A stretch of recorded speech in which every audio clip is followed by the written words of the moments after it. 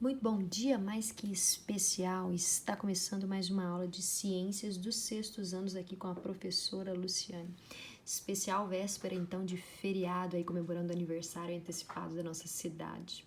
Nós vamos hoje, então, fazer a resolução de alguns exercícios referentes à unidade temática de número 8, cuidados com o nosso solo. Então, peguem as apostilas, na página 136, vamos fazer uma perguntinha para essa resposta aí na questão invertida. Resposta. A cobertura vegetal reduz o impacto da chuva e do vento sobre o solo. E na sua ausência, este fica exposto ao intemperismo, o que pode levar à erosão.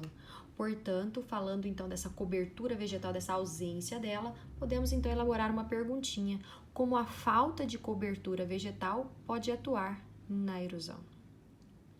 Na segunda, nós temos então uma resposta, nós vamos elaborar mais uma perguntinha. As queimadas, assim como o desmatamento, deixam o solo sem cobertura vegetal e sob maior ação do intemperismo. Além disso, as queimadas matam os micro-organismos decompositores que vivem no solo, como os fungos e bactérias, podendo causar a desertificação em regiões mais secas. Então, são dois fatores aqui antrópicos, causados pelo homem, que podem estar afetando aí os micro-organismos. Perguntinha: qual a principal consequência das queimadas e também dos desmatamentos para o solo, sofrendo então a ação aí da morte dos micro-organismos, deixando esse solo desertificado, impróprio para todos os seres vivos sobreviverem e se reproduzirem. Letra C, nós temos aí a resposta. Porque, além de provocar desmatamento e erosões no solo, pode também ocasionar a contaminação por mercúrio utilizado no garimpo do ouro. Nós estamos falando então das mineradoras. Porque as mineradoras podem ser prejudiciais ao solo. Então, podem estar liberando uma quantidade muito grande então, dessa substância tóxica ao solo e à água, o mercúrio utilizado aí nos garimpos.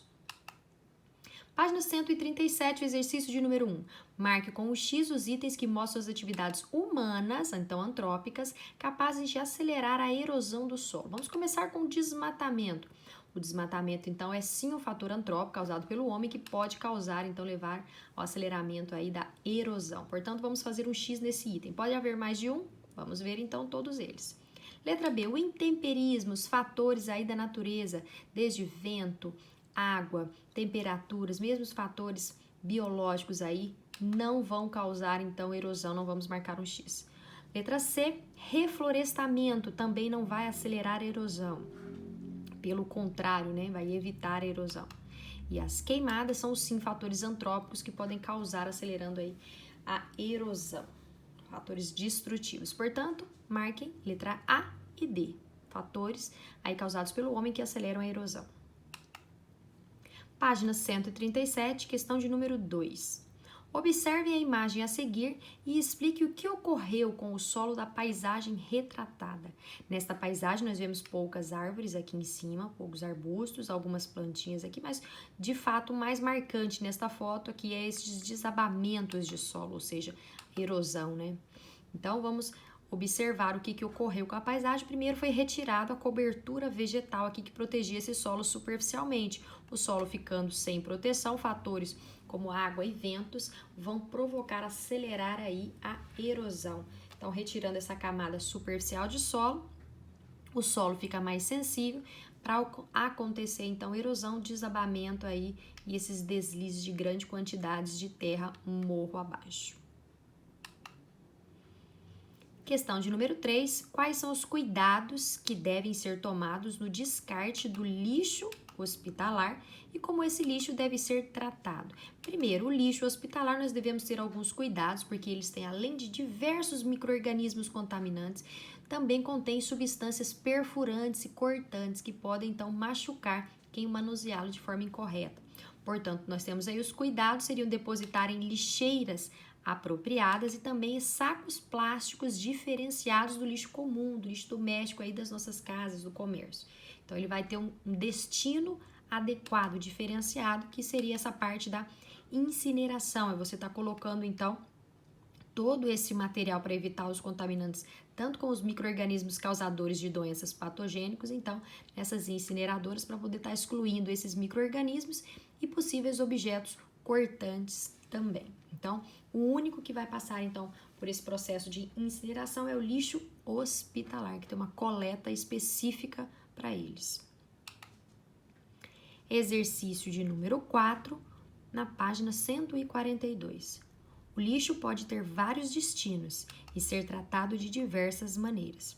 Apesar disso, existem alternativas que auxiliam na redução, diminuir então a quantidade dos materiais, esses resíduos que são descartados. Então, existem metodologias que nós podemos diminuir a quantidade deste lixo descartado aí. Cite alguns exemplos. Então, vamos lá. Nós primeiro temos a reciclagem, que está reaproveitando o material que foi reutilizado, transformando ele para um outro uso. As composteiras, aí, essa parte do lixo orgânico, para estar gerando então adubo. O uso de sacolas reutilizáveis, ao invés de sacolas aí utilizadas nos supermercados, de sacolinhas plásticas, nós podemos usar essas sacolinhas de pano, por exemplo, reutilizáveis, né? Também evitar o uso, né, dessas embalagens descartáveis, reaproveitando então outros tipos de embalagens. Comprar somente o necessário, né? A prática do repensar, do reciclar, como já foi falado, reutilizar, recusar ou reduzir, né? A prática aí dos 5 R's para nós estarmos colaborando com o meio ambiente. Na página 143, o exercício 5, nós temos o exercício. Podemos dizer que a compostagem é semelhante à decomposição de matéria orgânica que ocorre na natureza. Explique quais são os organismos envolvidos neste processo e também qual que é o produto que é formado a partir então dessa compostagem, né, das composteiras. Primeiro, os organismos decompositores são os fungos e as bactérias benéficos aí que vão degradar a matéria orgânica, transformando aí então o produto riquíssimo nutricionalmente, aí conhecido como adubo ou humus, né? Então esse solo aqui em quantidades elevadíssimas de nutrientes para disponibilizar então para as plantas.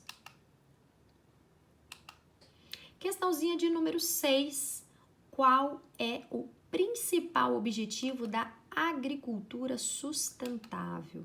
Então, o principal objetivo, que é além de nós estarmos cuidando do meio ambiente, preservando o solo, que é um fator então incalculável, nós estarmos cuidando daquilo que vai trazer algum benefício para nós.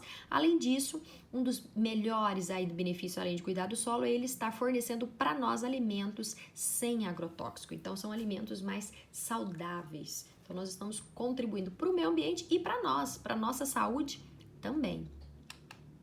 7. O que são as agroflorestas e quais os benefícios dessa prática? O nome já vem falando, né? Florestas e agro, né? Agricultura com florestas, né? Com matas. Então, são plantações de espécies nativas, ou seja, próprias daquele local, arbustos aí, então algumas árvores, juntamente com a espécie econômica. Então, é você ter... conciliar então essas duas espécies, aquela que você vai ganhar dinheiro com ela, que seria aquela espécie econômica que você vai plantar e colher, e ainda você colocar espécies também daquela região onde ela vai estar cuidando do solo. Ou ainda, eu posso também colocar algumas espécies nativas e estar fazendo a criação aí do gado, fazendo as pastagens. Então, eu estou fazendo, intercalando duas ações, né, vamos dizer assim, e contribuindo também para esse solo continuar com a fertilidade, para ele continuar produzindo, me dando uma renda, mas também não sofrendo então o risco aí de erosões. Benefícios: preservação e recuperação do solo, manter a biodiversidade, diversas espécies, tanto de micro-organismos, de animais e de plantas, dar uma condição adequada para ela, mantendo a fertilidade natural do solo. Quando eu coloco então essas espécies nativas ou eu faço um reflorestamento com arbustos, eu estou então contribuindo para o meio ambiente e para nós também, porque nós vamos ter um retorno, né? O produtor também vai ter um retorno, conciliando essas duas práticas. E é isso aí, pessoal. Eu vou ficando por aqui e até a nossa próxima aula. Um grande abraço.